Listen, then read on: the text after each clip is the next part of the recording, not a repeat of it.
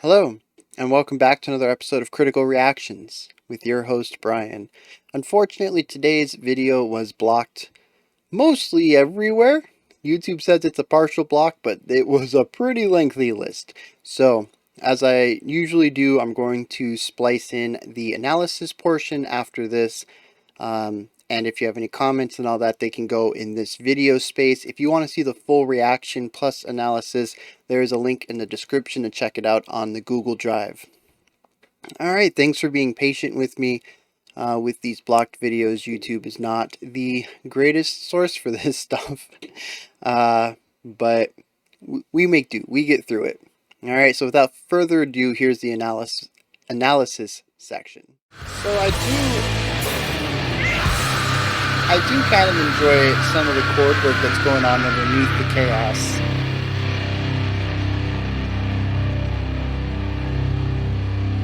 A lot of it's kind of typical for the genre, but there are a couple of progressions in there that surprised me a bit. Uh,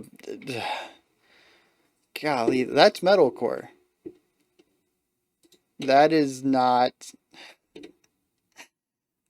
I mentioned one of the days over the weekend, I don't remember if it was Saturday or Sunday, that I was a little excited coming into this because I considered myself a bit of a metalcore fan when I was younger. But this is either going to show how old I am or how large of a lack of understanding I have of the genre, or possibly just a lack of understanding of the growth and evolution of the genre. But to me, metalcore is stuff like Bullet for My Valentine's, the Poison album, or Human Abstract's Nocturne album. It's a strong combination of some of metal's heavier aspects with strong elements of melody, including catchy hooks and pop rock, post-hardcore leaning choruses. Those big anthem-y choruses. Um, this was not anything I could have anticipated given what I thought this week was going to entail. This is just, first of all, why was this voted for? Why did you guys subject me to this? I'm just kidding, kind of.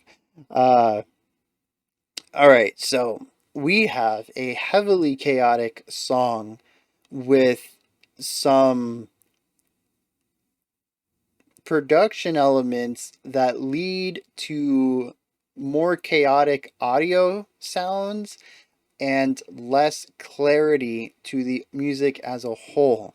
I really thought that because we're going to start with Phoenix in Flames here.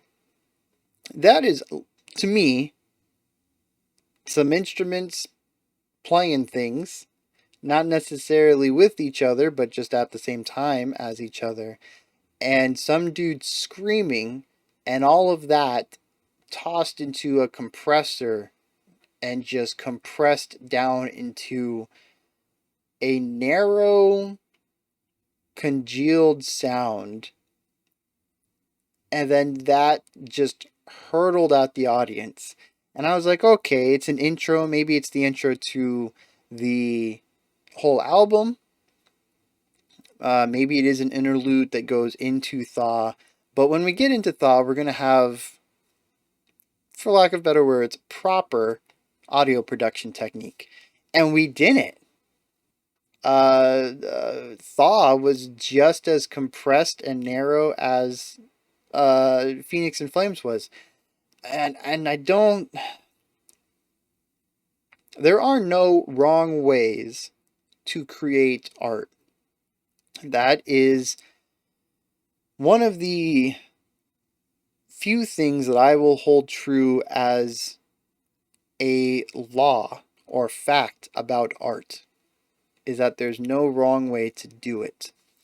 So I'm not going to sit here and say that the highly compressed, narrow audio style makes for bad music. That is not true. It does make the music unique.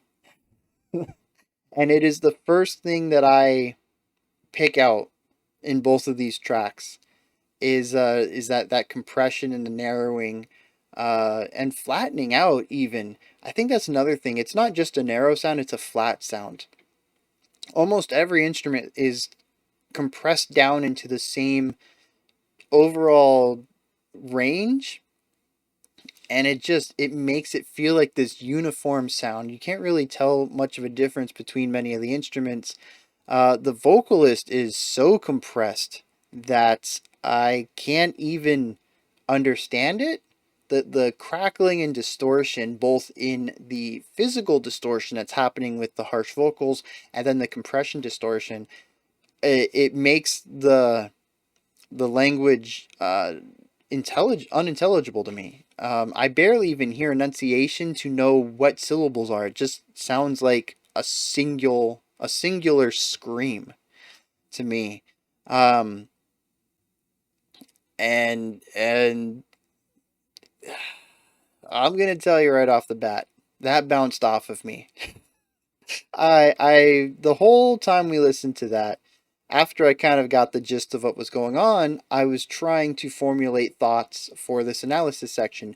Because even for music that I don't enjoy or don't necessarily like listening to, I try to find something to glean from it, something positive to take away. There are very rarely times that I will listen to a band and have nothing positive to say, nothing that I could take away that I could incorporate into my own music, um, and only talk about things that I was disappointed with or didn't enjoy. And I don't know how to spin that vocal work into something positive. I don't know how to take any aspect of the production or the technique or how it ended up, how it sounds, and incorporate that into anything I would want to make, or even incorporate into some sort of um, concept that I could push out to aspiring composers to add to their music. I just, that whole vocal idea is a net negative to me, which kind of sucks because I don't like being negative. I think if there's critiques to be made, I should make them, and I have done that in the past. I will talk about parts of a song that I did not enjoy, or that just didn't come together, or maybe missing an element. Maybe there's a missed opportunity to explore something. I have no problem talking about that, but I always counter it with the positives of the song and what I could take away from it. And yeah, I just cannot think of a positive about the vocals other than if you're trying to replicate this. If you want to make your vocals difficult to understand and chaotic and sounding like some dude just screaming, yeah, this is how you do that. If you're trying to go for that converge sound, this is the best example. I mean, obviously it's the band, but just sort of some generic ideas to take away from it. I can't see a positive aspect, unfortunately. However, that is where the comment section it comes into play. If you have anything that you want to add about the vocals, please, I am all ears. I'm here to learn just like you all are. And if somebody can add some context to that vocal work to help me understand some of the aspects that could be applied to other types of writing, I'm down. I will listen and I will strike up a conversation, and we'll have a back and forth about it until I get it. Um, but just right now, I don't. Aside from that, though, they do a lot of interesting chaos work with rhythmic elements between the guitar and the drums. Maybe even a bit of rhythmic elements in the vocal work, but like I mentioned, it was kind of difficult for me to discern syllables in most of the sections. So it more often than not just sounded to me as, these long tied together, whole notes, half and whole notes just being held out. And I guess that kind of works in juxtaposition to the speed that the rest of the instruments were playing at and the frequency that they were attacking, the frequency they were playing notes, how short of the notes they were playing. And they were really filling up this small space. It's kind of interesting because we've talked about before about these really big stuff. We checked out we checked out Cult of Luna this weekend, and I mentioned how they can just fill a sound. They got this huge, wall of sound, and this is sort of like that in a more precise manner. They certainly fill up the sound that they're embodying. I mentioned that it's a flatter, narrower sound, but they fill it up. And it's interesting to hear a sound, an audio that is so full that it's feels like it's about to snap. It's about to break. There's so much compression and clipping going on, but also you can hear just how narrow it is.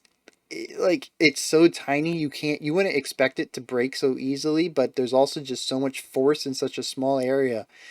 And yeah, that's a really interesting aspect to this. Um, so I guess that's really the biggest positive I have to this is just that unique approach to audio that they have, creating this, flattening everything into this tiny area and then still pushing that to its limits. It's a very unique take on post music while incorporating some of the chaos of speed metal bands, some of the more fringe vocal styles, and even a little bit of Mars Volta and the way that they use dissonance. But unfortunately, on a first time listen, I don't have a lot to say about it because I don't understand it. And that's fine. Um, Not everybody can get everything on the first time. And sometimes people also need a bit of help. And like I mentioned with the vocal section, that's where you guys come in. If you have any sort of context to this or any sort of information that might help me understand, maybe if you enjoy this song, you can let me know what you enjoy about it, what aspects connect with you. I am all ears. I'm ready to learn because I've said it before. I'll say it again. I don't get it. It is very rare for me to just be flabbergasted by a song, but here we are. So drop your comments in the comment section. Let me know what makes this song good, which is obviously subjective. Let me know what it makes, why it's good to you. Don't try to, explain why I would enjoy it. Tell me why you enjoy it. Seriously. Let me get inside of y'all's minds, headspaces, and, approach it from your perspective because my perspective is clearly not working. When you're done with the comments, if you can head to the description box, there's some links in there. Maybe you want to help support the channel via Patreon. Maybe you just want to check out the Twitter. I do tweet about some stuff. I retweet from bands that we've checked out, and I also post up some bands that I found that maybe I think people will enjoy. And of course, I promote this guy a lot, the Discord server. We have a fantastic community. If you want to chat with them, the Discord server is the easiest way to do that. YouTube comments is just not great for creating conversation. It's just kind of terrible. So the Discord community is real good for that. Under that, you can like, subscribe, ring the bell. You can also share. All three of those things help out the channel immensely. It's another way to support it if you can't or don't want to do it financially through stuff like Patreon. I'll be back tomorrow at 5 p.m. Eastern Standard Time, 9 p.m. UTC with another metalcore song. Hopefully something that I might find a little familiar, at least compared to what I'm expecting from the genre. But like I said, I'm here to explore music just as much as you guys are. So if I only get to see the other side of metalcore, or maybe see how the genre evolved from its earlier years, that's fine too. It's all a big exploration and journey for all of us. We all love music. We all get to have this journey where we experience new things. So yeah, I'm fine. I'm fine with that. Maybe I would like something a little more closer to Bullet, like I was expecting. But if we don't, that's cool too. Uh, yeah. So I'll be back tomorrow, 5/9. Until next time, remember to be critical but not cynical of the music you listen to, and have a fantastic morning, afternoon, or evening whenever you choose to watch my videos.